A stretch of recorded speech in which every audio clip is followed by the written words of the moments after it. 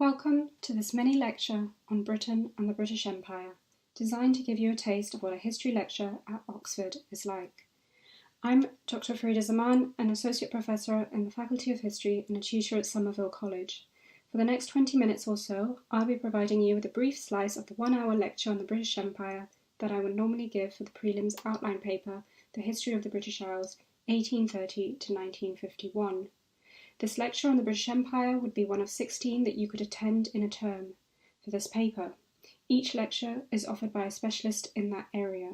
Together, they offer an excellent way to gain a comprehensive sense of the themes, topics, and events a paper encompasses. Now, you may be wondering why, for a paper on the history of the British Isles, you'd be attending a lecture on the British Empire at all. It's now almost universally acknowledged that we cannot really understand the history of the British Isles over the 19th and early 20th centuries without considering the role of the British Empire. Whereas in the past we might have thought of the history of the empire as something that existed separately from Britain, historians don't tend to make a particularly rigid distinction anymore. They seek to understand the ways in which Britain influenced the territories it conquered and controlled, but also how empire came home to what imperial historians refer to as the metropole. That is to say, the history of the British Empire is not simply the history of Britain's going out and remaking the world, but in many ways also the history of the world reshaping Britain itself in multiple and often unexpected ways. The relationship between Britain and its empire was mutually co-constitutive, therefore, in a number of ways. Because the British Empire impacted such vast areas of British life in this period, so many of the topics that we cover in this paper can be illuminated by paying closer attention to empire. For instance, empire influenced patterns of economic production, consumption, and international trade. In this slide, you see posters from the interwar period designed to encourage Britons to buy more products from the empire.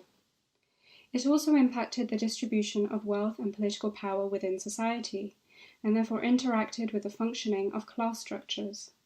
As historians of the state and its bureaucracy have argued, colonies, particularly in the 17th and 18th centuries, were often laboratories for new forms of governance that influenced governmental and civil institutions and practices at home at formative moments in the state's development.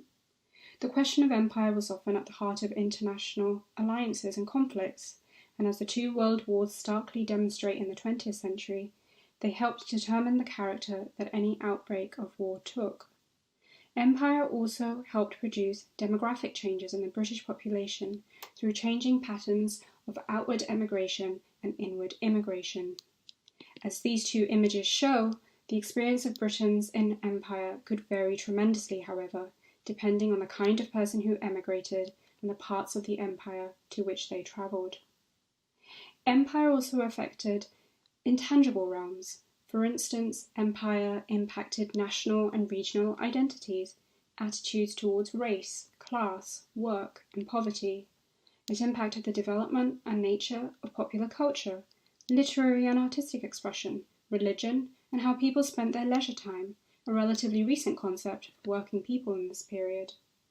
Empire is also critical for understanding histories of sex, gender, and the family. For instance, stories of adventure and heroism in distant lands helped shape ideas of masculinity for men at home, while the need to have a strong population fit to carry the burden of empire produced certain expectations around motherhood for middle and upper class women. In sum, I'd argue that no topic within British history is untouched by empire. For the majority of the period that this paper covers, the British Empire was an expansionist force. Since this is a vast subject to survey, I'll focus for the next few minutes on the second half of the 19th century and discuss some of the issues surrounding imperial expansion that historians have been interested in exploring.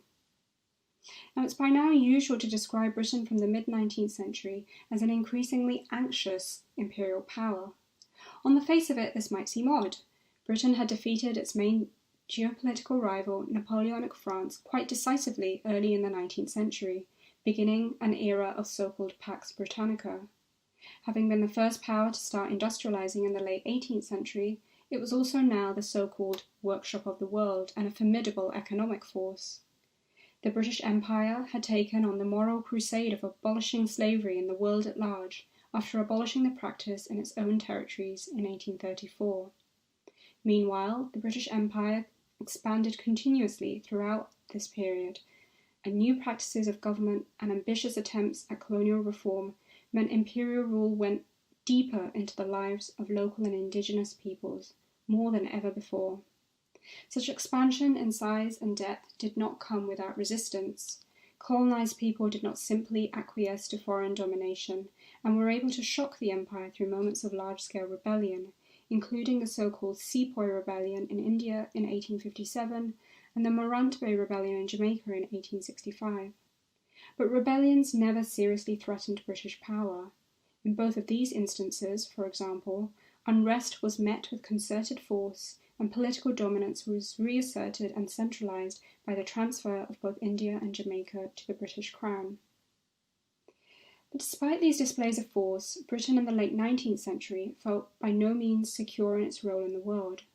It may have been the first power to industrialise, but almost a century later, new industrial economies, such as that of the United States of America, Germany, and Japan, were industrialising rapidly, threatening not only Britain's economic advantage, but also its global influence. On this slide, you can see some world manufacturing figures from 1870 and 1910 to give you a sense of how much other industrial powers were catching up. The international balance of power, which Britain had been able to manage, particularly among European powers, was looking much less stable now. While one of its main rivals, the United States, had its own internal frontiers that it could extend westwards, that is to say, it had contiguous territory that it could conquer and colonize in the pursuit of greater national strength, in a process that continued up to 1912, the countries of Western Europe were in no such position. So instead they looked abroad to the not yet colonized parts of the world. The late 19th century saw a period of intense imperial expansion that historians call the Age of New Imperialism. It's usually dated from around 1880 to the outbreak of World War I. You can see on this map that by 1907, a quarter of the map is painted red to indicate British control. The Age of New Imperialism saw not only an aggressive pursuit of empire by several European powers, including Britain, but also coincided with a period of heightened enthusiasm for empire at home. Some have argued for a qualitative change in the British Empire in this period. They argue that while the mid-19th century imperial state was rather indifferent and liberal-minded, late 19th century new imperialism was more extractive and exploitative in its colonies. The periodization of this argument sometimes doesn't hold particularly well. The mid-Victorian Empire was, as I've already suggested, territorially expansionist and asserted its authority with force over rebellious populations. It's nevertheless clear that there were spectacular territorial gains in the late 19th century. In the so-called Scramble for Africa, for instance, which was epitomised by the Berlin Conference of 1884-5, 15 nations, seen here in this image, gathered around a table poring over maps, attempted to resolve competition over Africa's territories and untapped resources by dividing up the continent among themselves. The major beneficiaries of this conference were Britain, France, Germany, and Portugal.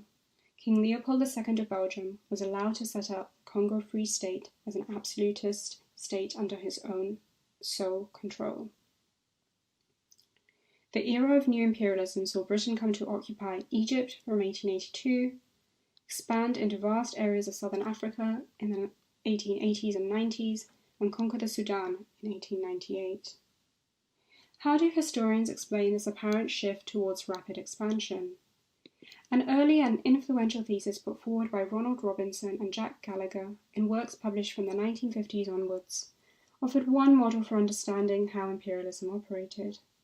Throughout the 19th century, they argued, Britain as the world's leading industrial power was expanding in all directions, not just formally by conquering and annexing territory, but more significantly also by creating a vast informal empire to which its people, capital, goods, ideas, and institutional forms spread. It was when that informal empire was threatened in particular places, for instance by local political instability, that the so-called official mind of empire, meaning government, resorted to formally annexing to defend what were considered to be national interests. Empire after the Industrial Revolution was, in their argument, a tool for accessing markets and securing trade.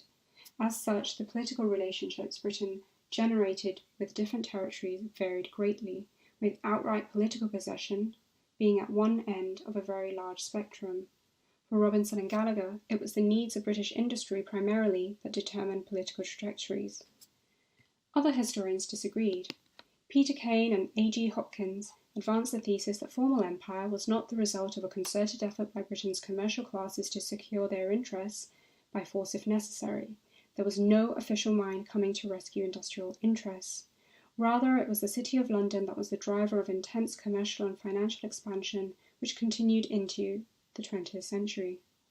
Intervention, then, was dictated not by local crises, as Robinson and Gallagher had argued, but by the intensification of British commercial enterprise and the energy of so-called gentlemanly capitalists.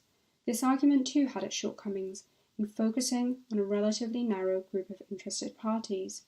John Darwin, a historian at Oxford, emphasised by contrast that there was rather more contingency in everything that Victorian Britain did. The British Empire was always limited in what it could achieve, he argued. The sprawling imperial state could not be easily ruled or controlled from the metropole. Political power was moving centrifugally away from the centre. He points to the influence of powerful sub-imperialists such as Cecil Rhodes in southern Africa, who is pictured in this contemporary caricature straddling Africa from the Cape to Cairo. You may have heard of Rhodes as the subject of the Rhodes Must Fall campaign that spread from campuses in South Africa to Oxford in 2015, demanding the removal of statues to this influential late 19th century exponent of imperial expansion. Darwin also points to other interest groups, for example, settlers, missionaries, anti-slavery activists, all of whom grew more powerful in the late 19th century and were able to influence public opinion in ways that circumscribed official policy-making. This was a story of opportunity and contingency then. Victorian Britain expanded where possible, but was constrained in many places, especially by other European powers and by local conditions and local resistance. None of these explanations reckon much with the violence that attended imperial expansion. Was force always really a tool of last resort? Instances of violent reprisals against domestic political unrest, for instance, in St. Peter's Field in Manchester in 1819, when cavalry charged a group of peaceful protesters, killing 18, or during the Bristol riots of 1831, suggests that the imperial state remained a highly militarised force even at the end of the Napoleonic Wars. The contagion of rebellion, whether at home or in the empire, was an ever-present threat it was ready to respond to. These models also don't take into much consideration the ways in which empire was legitimised and ideologically justified in the imperial imagination.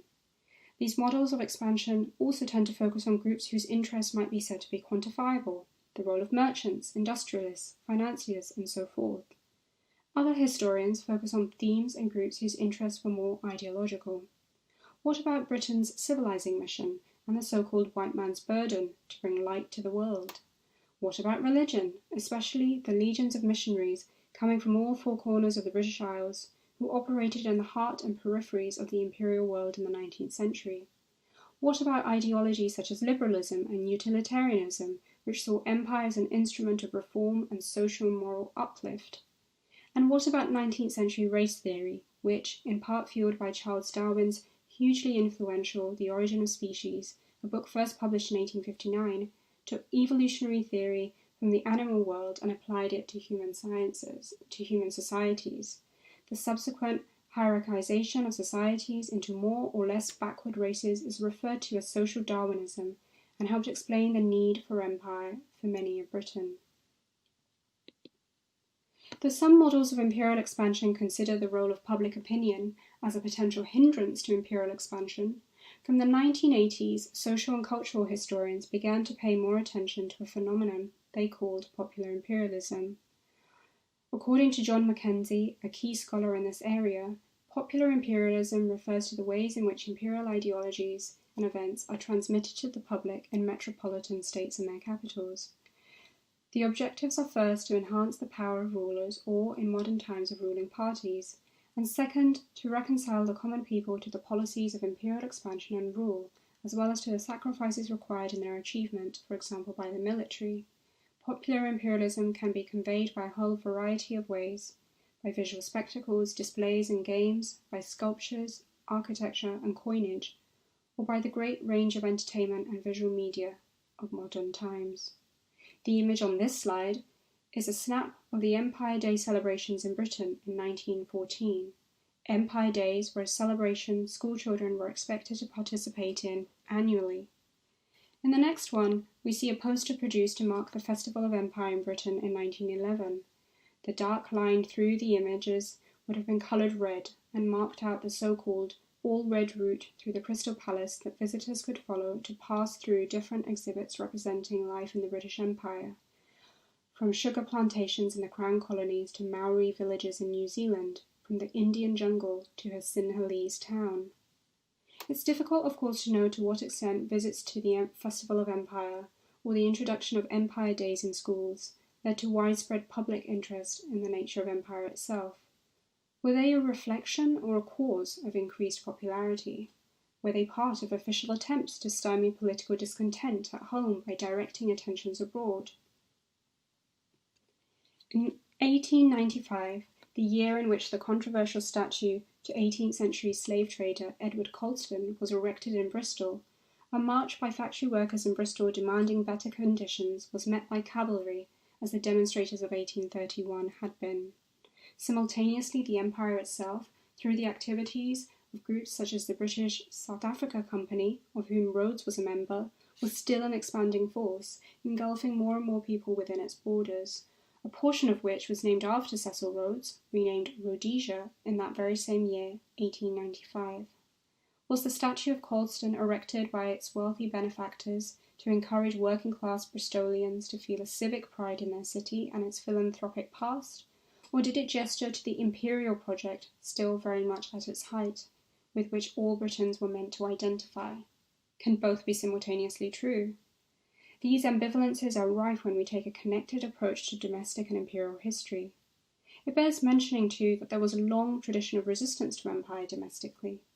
A vocal and usually disenfranchised minority, including certain dissenting religious traditions and working-class and labour movements, saw the expansion and prosecution of empire abroad as bound up in their political oppression at home throughout the late Victorian and Edwardian periods. But for all their efforts, it's doubtful whether they ever moved the needle of public opinion on empire. When World War I broke out in 1914, therefore, it was clear that this was to be the first total war, not simply total in mobilising much of the British population at home for the first time, but in mobilising millions of colonial troops too, often through conscription. India alone supplied 1.4 million soldiers. The war contribution of the so-called White Dominions, Australia, New Zealand, Canada, Newfoundland, and South Africa, helped consolidate and move towards political self-government. Several joined the British Commonwealth as self-governing states in the interwar period. For other colonies, however, the business of empire would continue much as it had before, and independence would only be won after another costly war.